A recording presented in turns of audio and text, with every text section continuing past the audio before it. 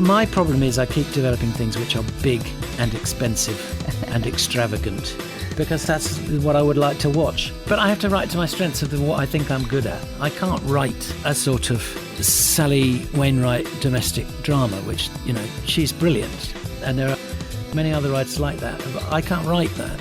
I try and write something like that, and before I know it, you know, an alien's arrived, or they've gone back in time, or half the cast have been shot in a gruesome manner. I like genre stuff, so I'll leave the other stuff to those who do it much better than me.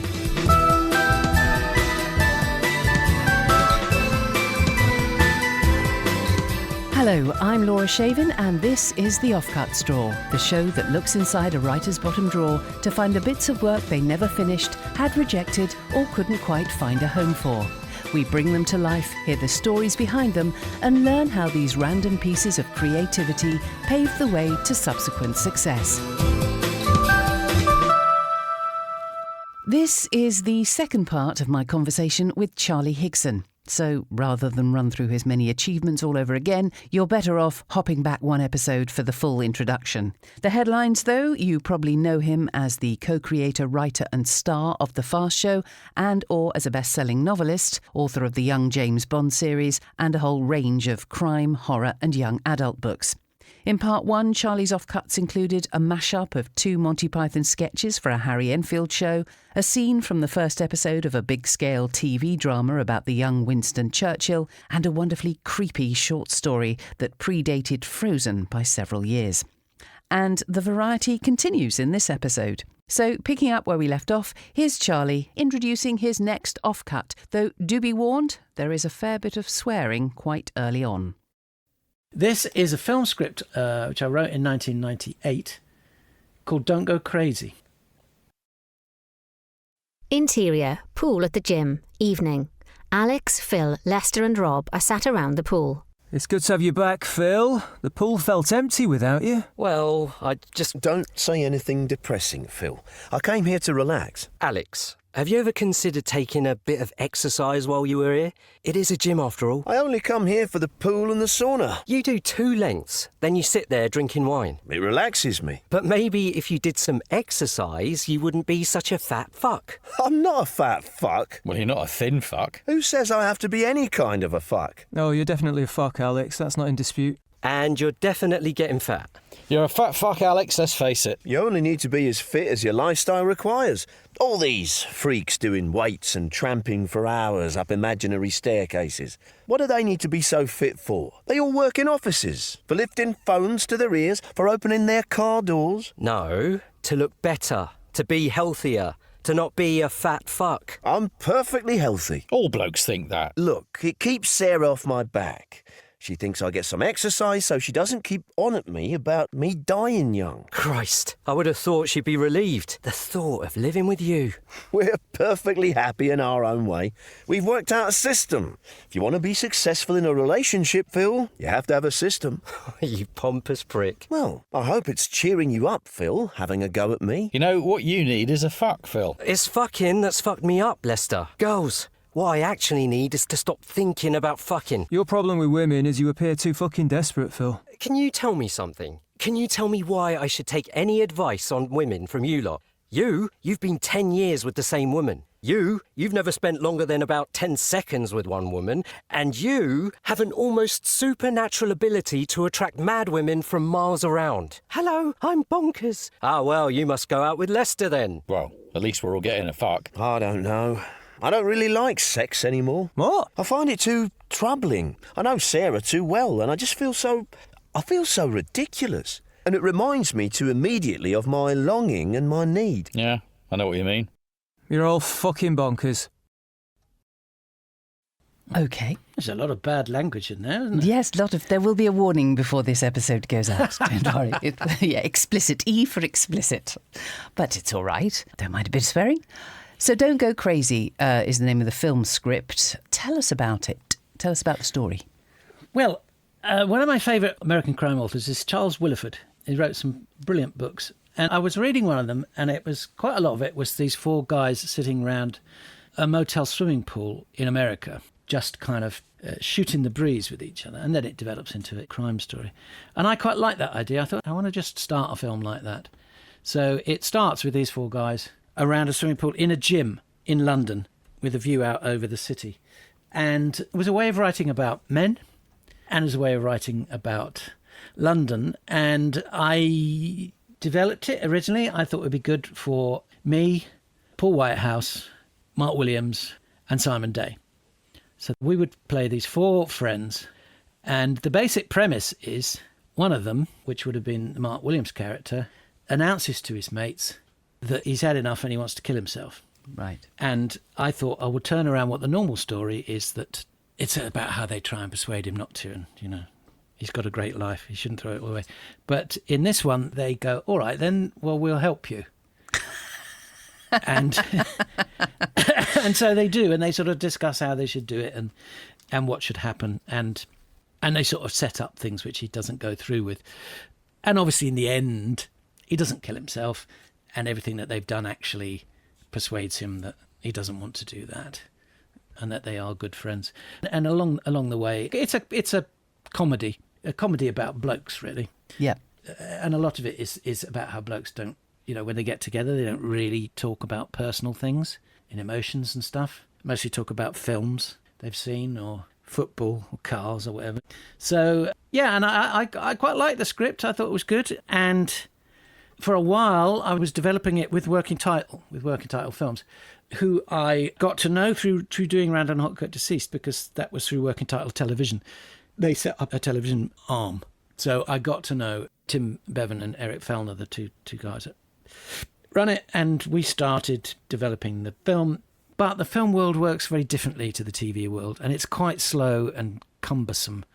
And this is one of the reasons, I think, why we've made so few comedy films. You know, in America, if someone's got a funny character on Saturday Night Live, we'll make a film. We'll do it quickly. It might be a hit, it might be rubbish, but we'll get it out there and get these things done. And then, we put these guys together, they're good. But it's a lot slower and more cumbersome in this country. We don't really have an industry. And if you look back, it's amazing. We've had so much good comedy on the TV.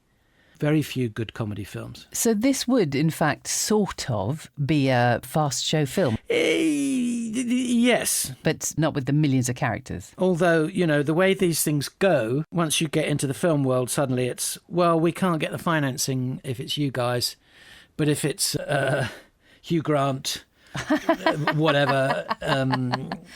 But surely that would be part of its appeal, no? The fact that it's the fast show. Yes, but they're film people, you see. And there is a gap between film people and TV people.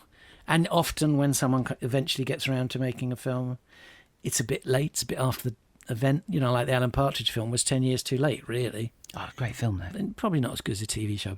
But, so it was quite cumbersome and it was taking a long time. And then there was the Twin Towers attack. Oh, yes. And they said, and it may have just been an excuse because they wanted to get out of it, they didn't want to make it. They said, you know, since the Twin Towers attack, people don't want dark humour. They want things to be light and breezy and fun.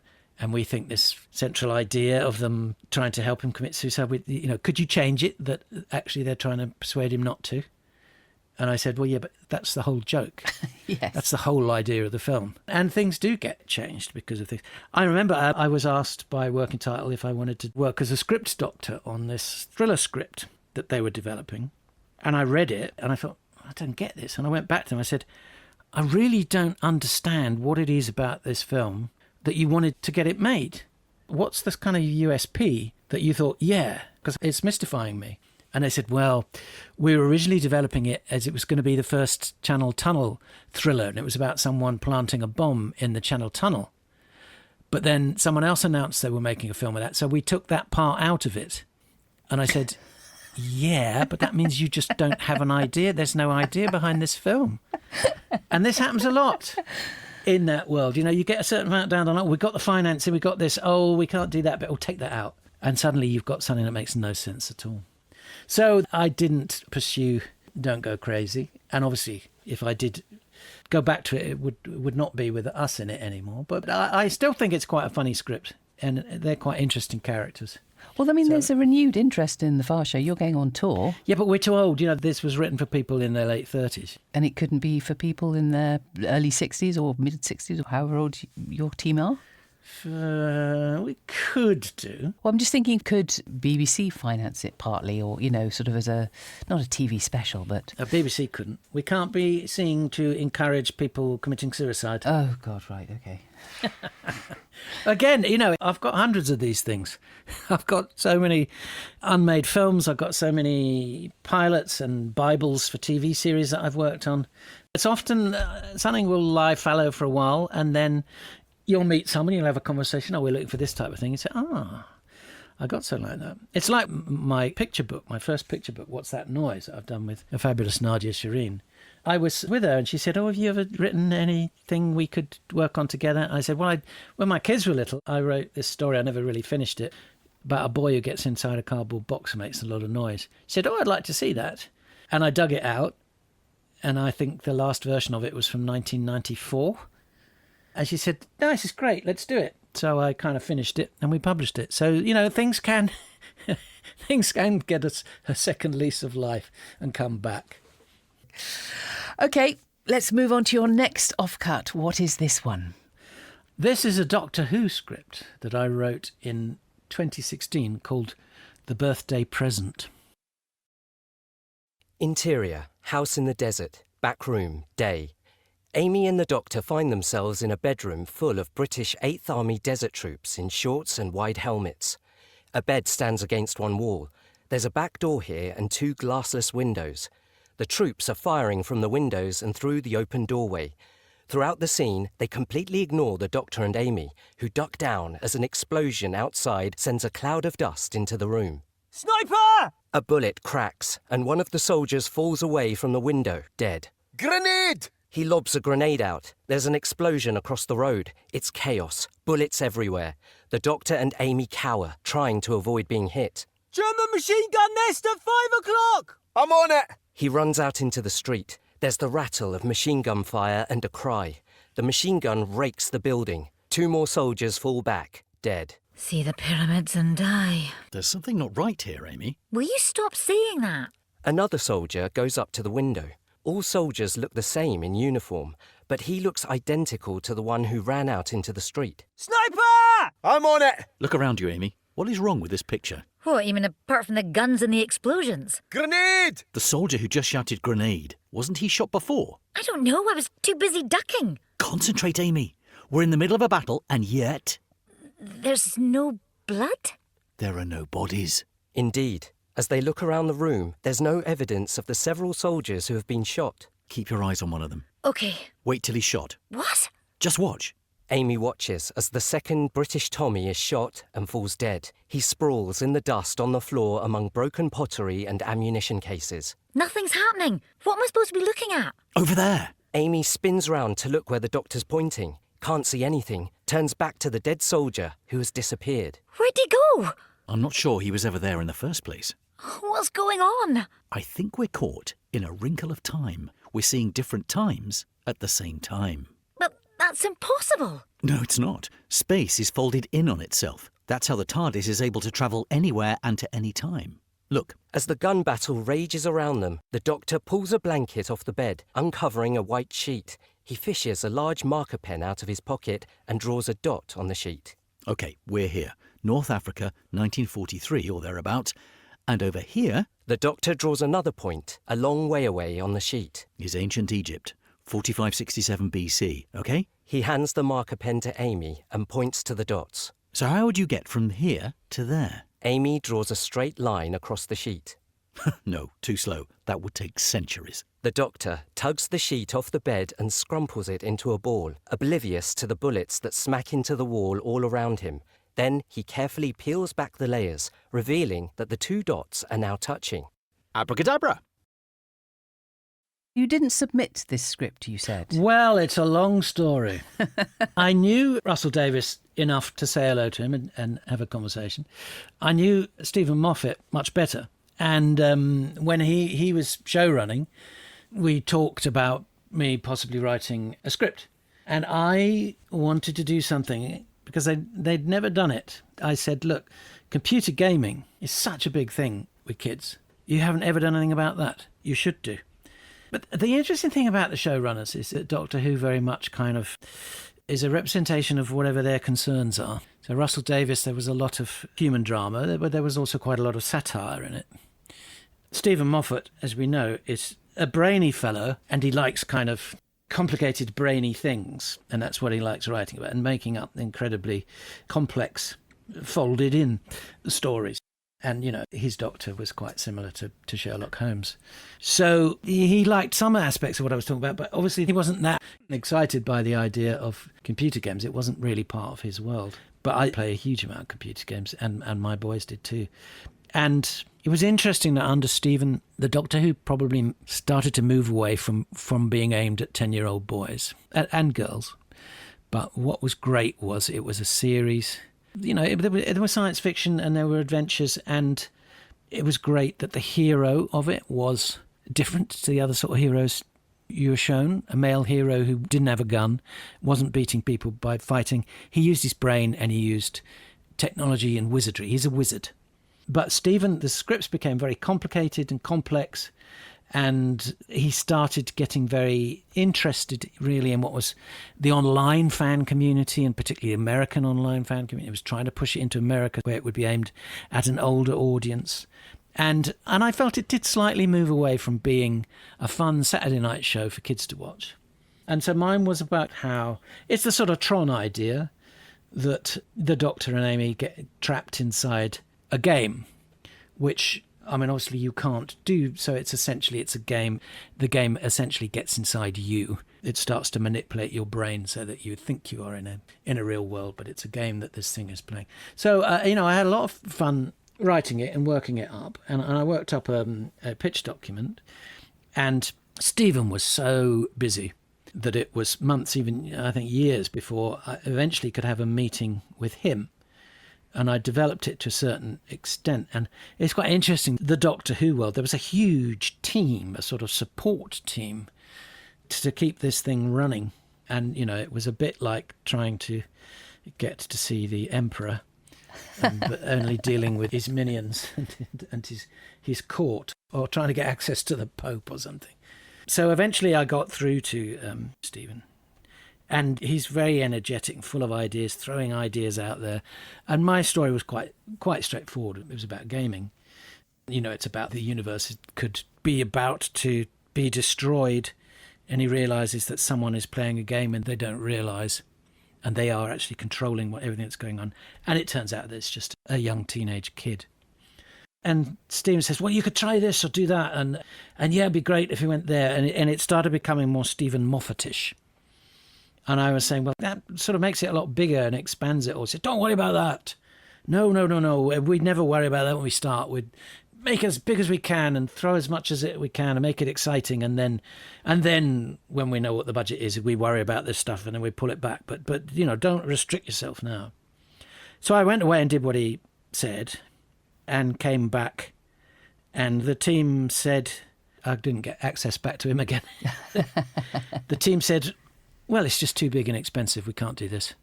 Oh. So, oh, God. And by that point, I thought, I'm not pursuing this. I've been banging my head against the wall. And I'd started writing it just to see for myself whether it worked. And so then I thought, well, I might as well finish writing it, have some fun with it.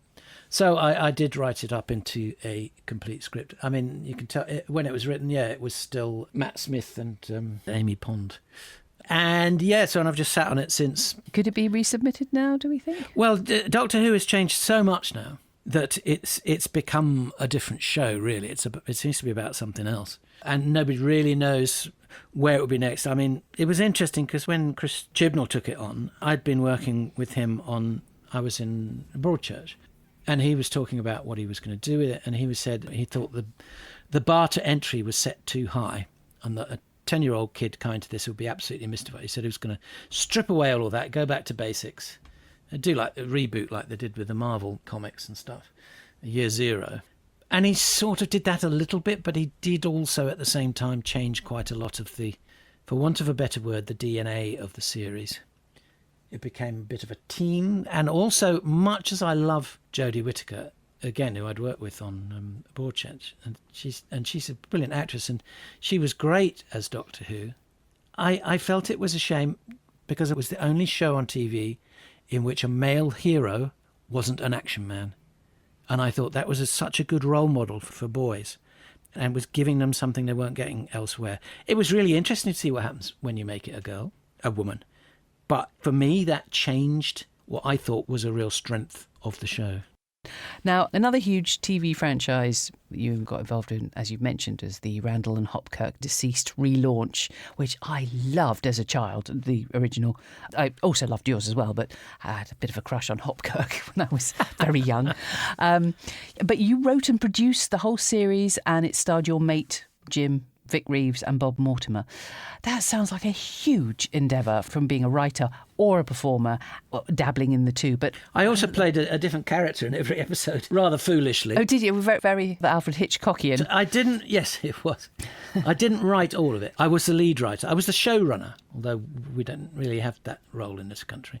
But I did manage to get in a lot of really good writers to work on it with me, like the League of Gentlemen guys and people like that. It did look like a lot of fun. It was huge fun, and it came about because Working Title TV was set up, and at the time they were sort of under the umbrella of Universal, who had bought up the whole of the Lou Grade, the ATV catalogue, all those great shows from the 60s. And they were looking through it to see which ones would stand up to a remake, and they went for Randall Hopkirk Deceased because it was a really good idea. It had been a popular show, 2 detectives, one of them's a ghost, but it had never quite gained the respect of, say, The Avengers or The Prisoner. So whilst people sort of remembered it, they didn't remember it in that great detail. And, it was proficiently made, but it wasn't like a sacred classic that you couldn't touch. So they felt, we could update it and just keep the idea.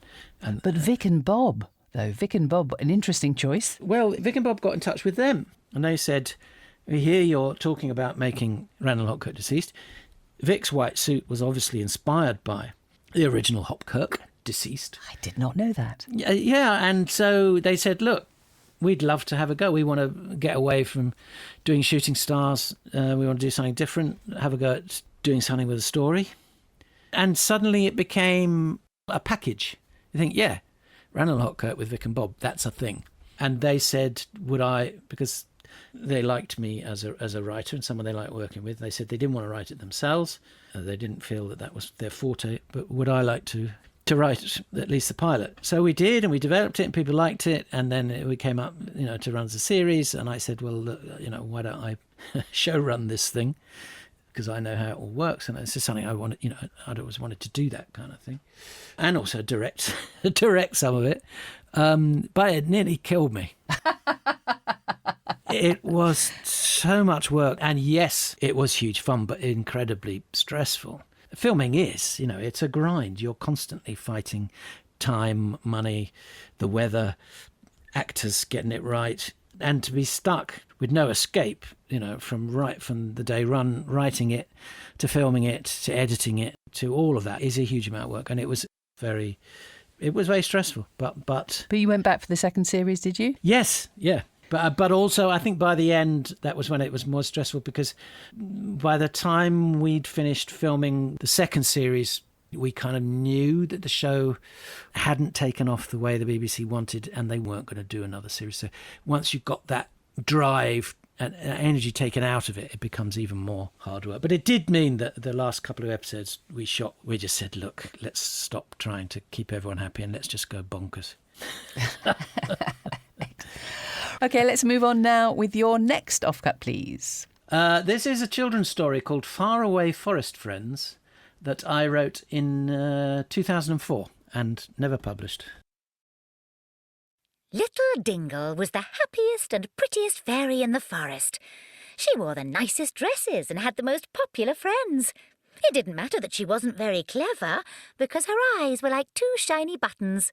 Her smile was lovelier than the morning sun, and her laugh was like the tinkling of bells. Everything about her was lovely. Her teeth were lovely, her ears were lovely, her little pink toes were lovely. Her lovely golden hair was plaited with lovely stars, and when she fluttered her lovely tiny wings, all the colours of the rainbow were painted in the air. If anyone in the forest was ever sad, then little Dingle only had to wave her magic wand over them and they would instantly cheer up and start singing and dancing merrily. If anyone was ever cross, then Dingle would swoop down out of the trees singing, "I am the happiest and the prettiest fairy in the forest." And with one tap of her magic wand, they would forget all about being cross and start dancing and singing and clapping their hands with joy. If anyone was ever bored, then Dingle would sit down on a spotted toadstool, wave her wand and fill the forest with sweet music. In a flash, they would be bored no longer, and they would spring to their feet and dance and sing and clap their hands all day long, and sometimes well into the night. It didn't matter that their feet might start to bleed and that they couldn't stop dancing to eat or drink, for their smile would be wider than the River Bright that winds through the forest. In fact, the smiles that Dingle put on their faces were so wide that it sometimes hurt quite badly. The River Bright is as much as 45 feet wide in some places. Can you imagine a smile 45 feet wide? That's going to hurt, isn't it? But Dingle didn't care, because it is quite the most awful thing to be bored, isn't it? Yes, little Dingle brought happiness and joy with her wherever she went. If anyone was tired and just wanted to sleep in their beds all day long like a silly lazybones, then Dingle would fly in through their bedroom window, sprinkle fairy dust on them with her silver wand, and they would jump out of bed with a cry of joy and begin to sing and dance and tidy their room and do the washing up and maybe fix the roof, and oh, how merry they would be. And when it came to bedtime, they would see their soft, cosy bed with its goose-down pillows and its coverlet all covered with a pattern of pretty flowers. But would they lie down? No, they would not, because they would be dancing away and singing like mad and clapping their hands like a lunatic. Dingle the Magic Fairy never rested. You should have seen her as she flitted through the forest, bringing happiness and laughter and dancing, lots and lots of dancing, into the lives of all the forest friends, who didn't know what on earth they would have done without her. Which is why it was such a shame when one day she was eaten by a giant toad called Roger. Now, this is a children's story that you never developed. How far did it get? I did show it to my people at Puffin, and we talked about it. The idea was that there was going to be a whole series of books about different characters in the faraway forest. But partly I couldn't think of another story. Right, so this was going to be a collection of stories. Well, it would be like a little collection of books, you know, like Mr. Men.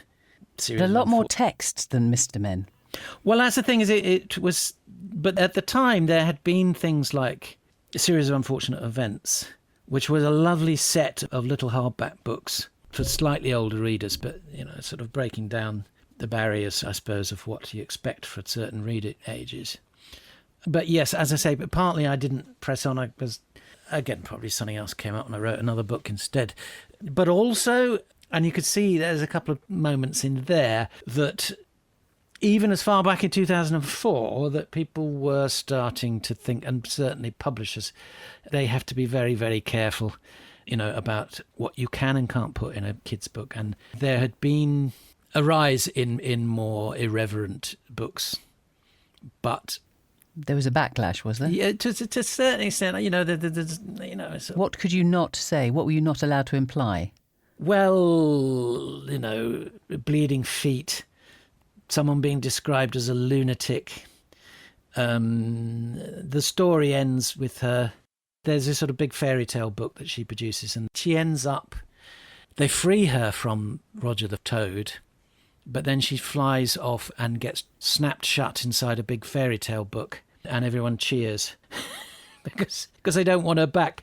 But it's, you know, you can't do that, have that sort of violence and trauma. So, you know, you can have fun. You can't have violence in a children's book. It's a tricky one. Children are very violent. I know, but publishers sort of worry about encouraging that. It goes in waves. You know, it's like what happened. They did a version where they toned down the Roald Dahl books because, you know, you can't call people fat. You can't call people ugly. You can't say, oh, a woman is a witch. If they're evil, they start to look ugly. and things like that, which is all the fun of the books and why kids love them. And you can see why you don't necessarily want to be saying those things, equating ugliness with evil and old women are evil, whatever.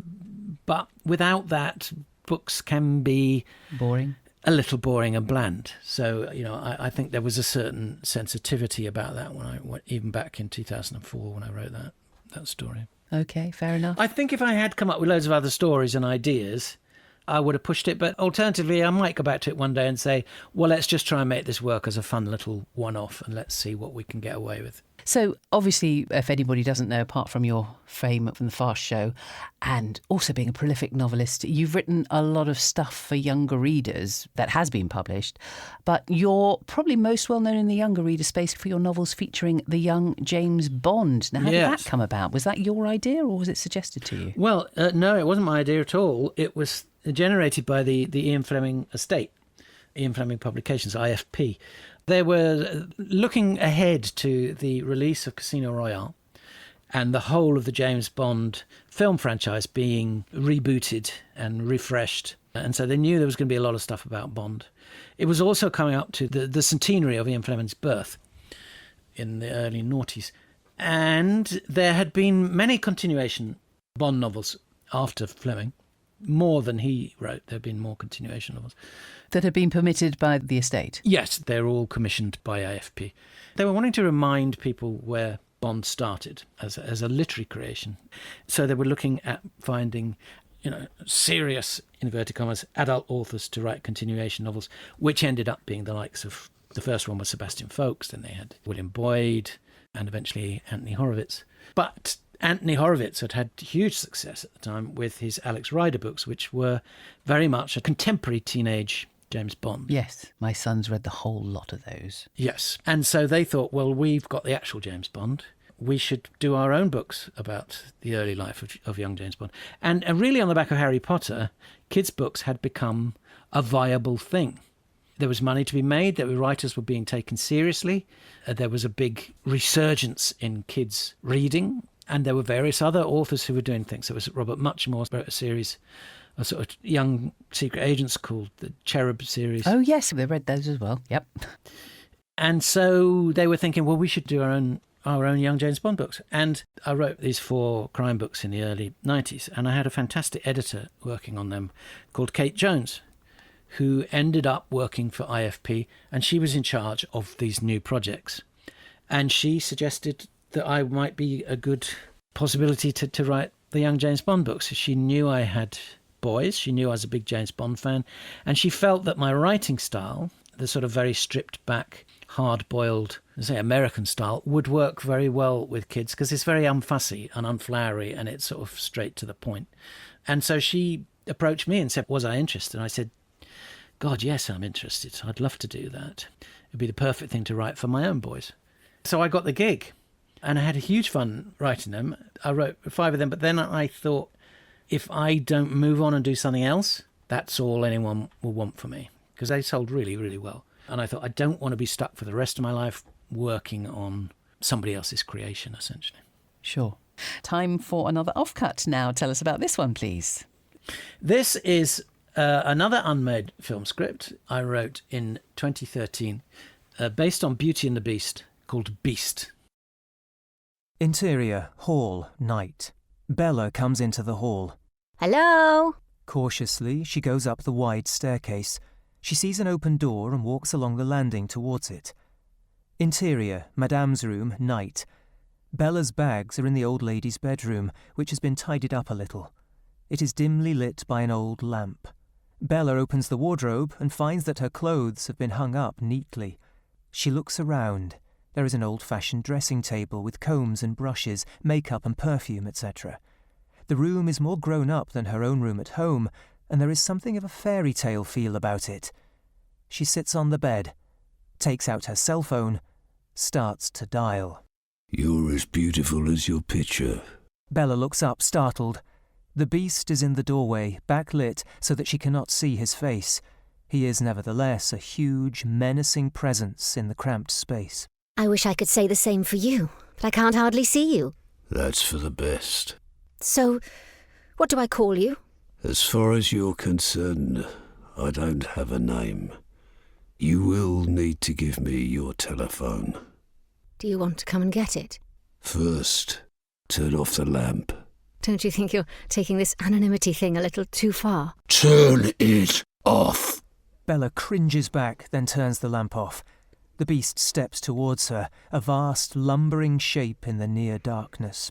Your phone is no use to you here. Oh, right, I get it. Spooky old house in the woods. Young girl all alone, no signal on her cell phone. The beast suddenly takes the phone and smashes it to pieces on the bedside table. He puts what's left of it into his pocket. Bella stands. OK, do you want to get this over with then? What? Oh, come on. We both know what this is all about, why I'm here, what you want. She starts to unbutton her top. She is shaking with fear, but trying not to show just how scared she is. What are you doing? How do you want me then? In tears? A little girl on her knees with an upturned face? Oh, please, don't hurt me. Or maybe you want me frozen like a baby deer in the headlights. Or do you like defiant? Maybe you'd like me to fight back a little, huh? Maybe make you feel big and strong? Or do you want me to fake it? Oh, yes, big man. Oh, my God, do it to me. How do you want me? She can't keep it up. She starts to cry. By now, her top is completely undone and hanging open, half covering her naked breasts. You are braver than your father. Slowly, the beast reaches out for her, holds her arms with his ruined hands. She glances down and winces. You haven't answered my question. How do I want you? Yes. You would do this for your father? Bella nods, too scared to speak. Breathing heavily, the beast leans in toward her. A sliver of moonlight falls across his face. Bella's eyes widen in horror, then she screws them shut and twists away from him. With a roar, the beast flings her onto the bed. She breaks down completely into a mess of tears. When she at last looks up, the beast is gone. What a scene. Yes, it's not quite Disney. No, it's not. No. And actually, there was another scene that I really wanted to do because it was very funny, but then it became so shocking. And I just thought, it's too shocking. I think the audience might get quite upset by it because there's a lot of comedy in this, but there is some really nasty stuff as well. Tell us about it. Yeah, well, my first novel, was published in 1991, was called King of the Ants.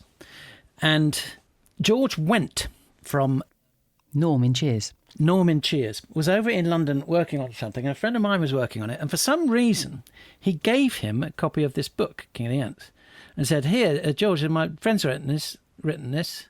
I think it's really good. You might like it. And George did, and he became obsessed by it, and he got in touch with me and said, Charlie, I really want to make a movie of this book and play the main villain.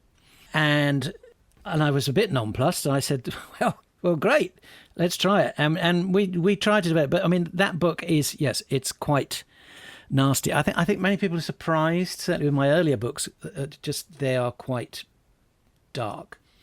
And there's a lot of black humour in them. I can't write things without humour. But, there are elements of, there's a lot of psychopaths and horror in them.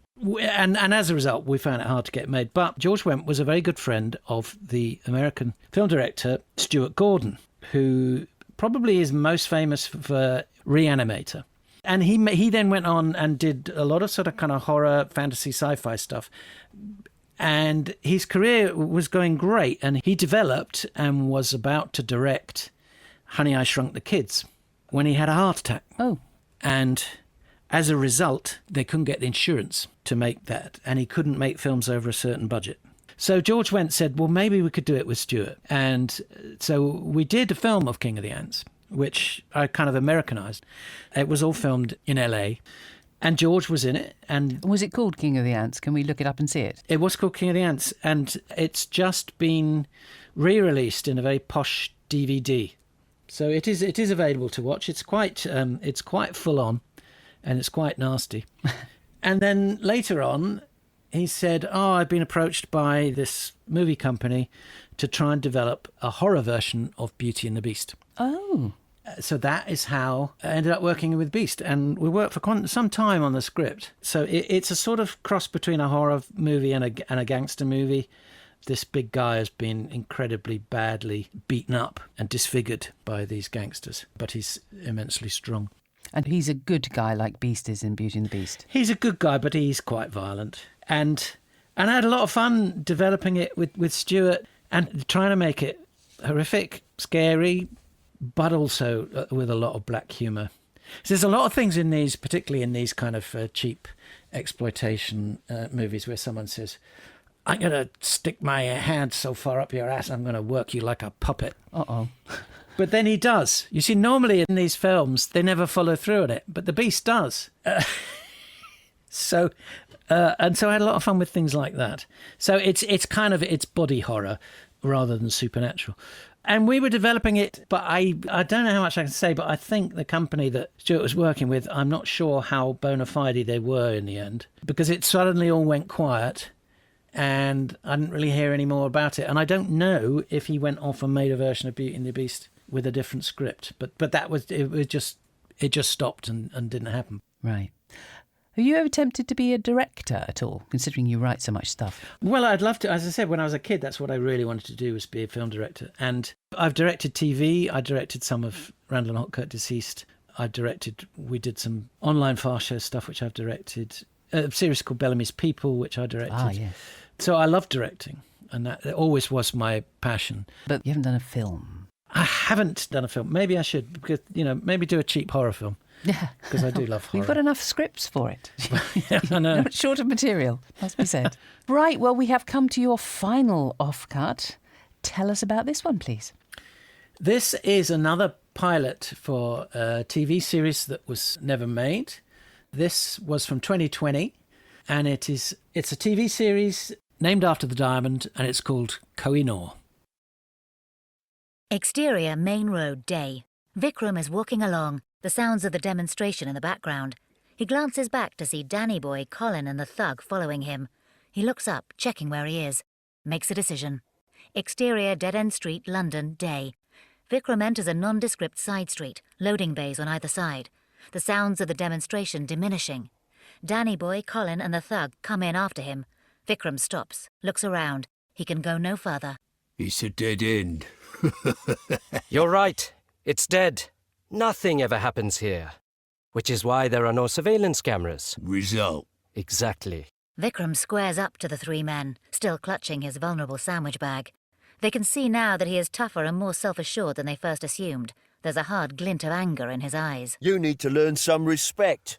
Your country's only what it is because of what the British Empire give you. I think you'll find you took away a lot more than you ever gave us. No. You ever go at our country, but you're happy to come over here and take our handouts. Most of the things you worship in this country, you've taken from somewhere else. Your language, your monarchy, your music, your cooking. But the way you fight, that is all your own. You what? I've seen how you like to fight. The English way. At 1,000,000 football matches. He goes into a sarcastic impression of a football hooligan having a go. That weird, slightly silly way they prance about. Chest out, arms swinging, elbows out. Little ineffective kicks darting in and out, not really wanting to get stuck in. There's something of the Monty Python fish-slapping dance about it. If you want to fight properly, you need to learn from filthy foreigners.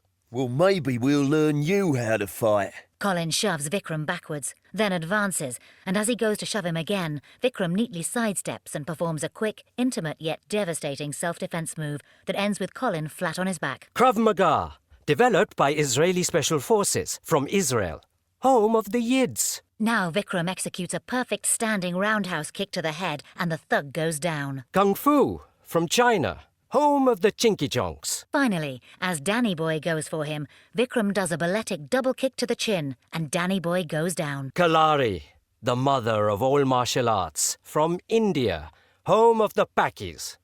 Well, same difference. He walks off, his sandwich bag still intact and untouched. His three assailants lie groaning. Titles: The Diamond.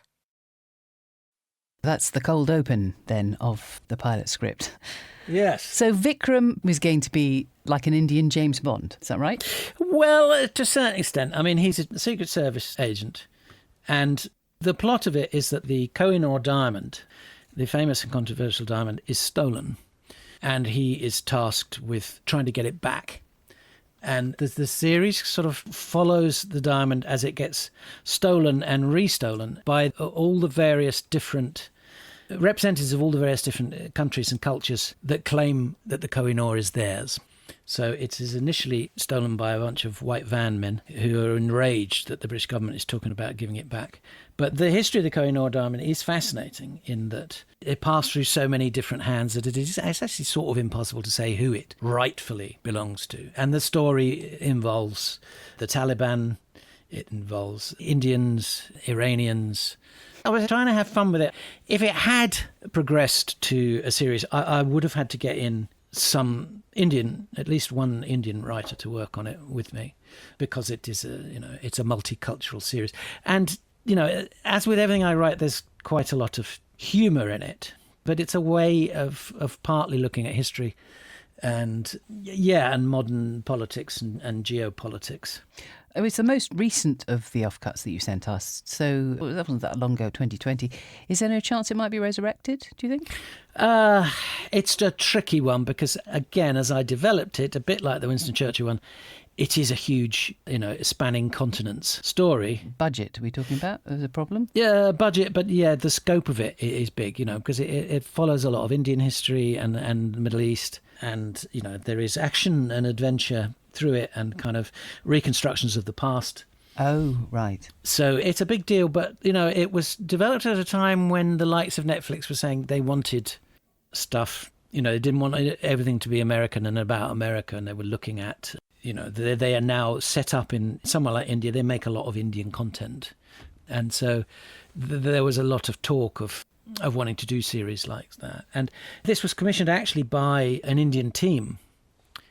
And I thought the only way to really tell this story, to get away from some of the controversy, was to put in quite a lot of humour. So it's a sort of light-hearted, a heist movie type of feel to it. But my problem is I keep developing things which are big and expensive and extravagant, because that's what I would like to watch. But I have to write to my strengths of what I think I'm good at. I can't write a sort of Sally Wainwright domestic drama, which, she's brilliant. And there are many other writers like that, but I can't write that.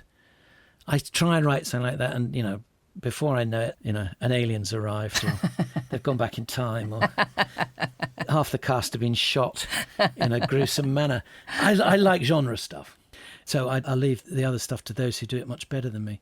And, we hit the same problems that you get on a lot of things, where the Indian side of it, trying to raise more money from them, they said, oh, it's too English. And the English side said, oh, it's too Indian. And you're trying to say, well, it's kind of both. It's half and half. It's telling the story of India, and it's telling the story of the British Raj, and it's telling the story of contemporary nationalistic politics. Well, you've worked on so many projects, high profile, big budget, some of them. Is it any easier pitching projects now, or do you still get a similar kind of rate of rejection? For TV, anyway. It's not easier at all. And I am not the demographic that TV companies and streamers are looking for. They want the new young thing. Often the new young things find they can't deliver, and they have to hire a lot of old crocs like me to help them out. But coming in as the face of things, it's harder. It's just same here, same in the States. Showrunners in the States who are massively more successful than me have made huge shows. You read interviews with them, they say, I can't get anything off the ground anymore. I don't know what's happening. And when the streamers sort of burst onto the scene, it felt like there was a sort of golden age. It was a gold rush. It's like suddenly there's all this money washing around. They're making all this stuff, so much more content. And everybody was jumping on it. But they came in and they had a different approach. Traditionally, what you would do to pitch something, you would make a pitch document, which outlines over a few pages what the thing is. And then you would, if they were interested in that, you would then knock up a sort of series breakdown. And they would commission things based on that in the UK. In America, they had that hugely ruinous pilot season thing where you would have to make the whole thing fully budgeted, and then they would make a decision. So the Americans have moved away from that. They've got more sensible. But in the UK now, because the streamers say, we will only look at a script, we won't look at a pitch document, we need a script and a full Bible for the series, which you will then have to go in and pitch to them. It means that all these production companies have taken on the burden and the cost of commissioning full-length scripts, which inevitably you get knocked down because they start saying, well, we can't really afford to pay you your full whack. We'll pay you this, and then if it gets made, we'll work it into the contract that you get the full thing. So it's kind of knocking everyone's prices down, and there's a massive over-commissioning of stuff. By the production companies? Yes, and they're having to pay for the burden of that. So a lot of them now are under the umbrella of larger media companies who've got more money. But it's wasteful, and it's wasteful of people's time and talent. So it's better for the Americans because they're now making decisions based on scripts, but it's worse for the British because you're having to write scripts. So that's why I've got so many of these things, is because I get paid okay to develop them, but having to come up with ideas and characters and whole series, and that can be quite draining. And you go and pitch it, and then you see what they've actually made and how different it is from what you were pitching. You think, okay, I can see why they made that. And I can see why they didn't want what I went in and pitched. And you can tell within the first minute or two, really, whether they are actually interested. So, no, nothing is easier. And you talk to anyone on TV, they'll say it's a real struggle. Production companies are really struggling. And, yeah, who knows what happens. But, when things don't move, I just go back and write another book. Well, we have come to the end of the show. How was it for you? It was marvellous. And it was great to be reminded of some of these old projects. Yes, you have certainly sent me a lot of stuff, more than I usually receive, and of very good quality as well. Well, I thought you might whittle it down and say, I want to do these 5 or whatever, but... Yeah, but then there was something, but if I do this, then you can talk about that. It's no total headache. Thank you, Charlie. Well, it's lucky I didn't send you everything. I was very surprised that of all the offcuts you sent me, such a small percentage was actually comedy sketches, considering how much comedy you have worked on in your career. There were no rejected Fast Show sketches. Why was that? Well, there probably were Fast Show sketches that we wrote and never used, but I don't have any of that stuff on my computer because when I started writing a Fast Show, I had an Amstrad and it was all on floppy disks. I don't know where they are and whether you can still read the things. So, yeah, some of that stuff was printed off. But, I mean, in the end, most, it would be like the odd sketch of a character where we wrote 10 sketches and only wrote 8. And there would be a reason why we didn't do the other sketches. And they would probably only be 1 line or 2 lines long, so it'd be quite short to actually demonstrate, I suppose, yes. So really, yeah, the stuff I wrote for Harry's show, there were a couple of other bits I wrote for that, but that seemed to be the one that kind of explained itself best. Yeah. Also, I would have loved to read the pitch document for the Fast Show, how you actually described it, written down in words. I don't suppose you still got that. That does still exist. That is... oh, does it? Yeah, that's in the archive. Ah. And also the actual, the initial pitch document scripts. Oh, right. Which, again, was hard to do because, obviously, they're short sketches and you need to read 3 or 4 of them before you get it. So it didn't fully reflect how the finished series was, but it was an idea. So if anybody wants to see it, they have to go to the University of East Anglia. Yes. And knock on their door and say, could I look at Charlie Higson's archive, please? I mean, one day I might do some kind of a script book. But it's interesting, on paper, there's not much to them. There's like 1 page. But if that's script. the page that made everything happen, then it's of historical significance. Well, yeah, as I say, my archive is there. So if anyone wants to go and look at it, I think you just arrange in advance what you want to look at. You can go and have a look. Well, we are now at the actual end, and all that's left for me to say is, Charlie Higson, it's been an absolute pleasure talking to you. Thank you so much for sharing the contents of your offcut straw with us. Well, thank you for having me on. It's been a marvellous trip down memory lane.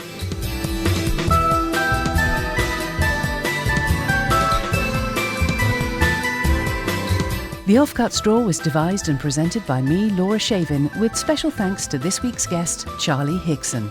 The Offcuts were performed by Beth Chalmers, Shash Hira, Kenny Blyth, Chris Kent, Keith Wickham, Noni Lewis and Nigel Pilkington. And the music was by me. For more details about this episode, visit offcutstraw.com and please do subscribe, rate and review us. Thanks for listening.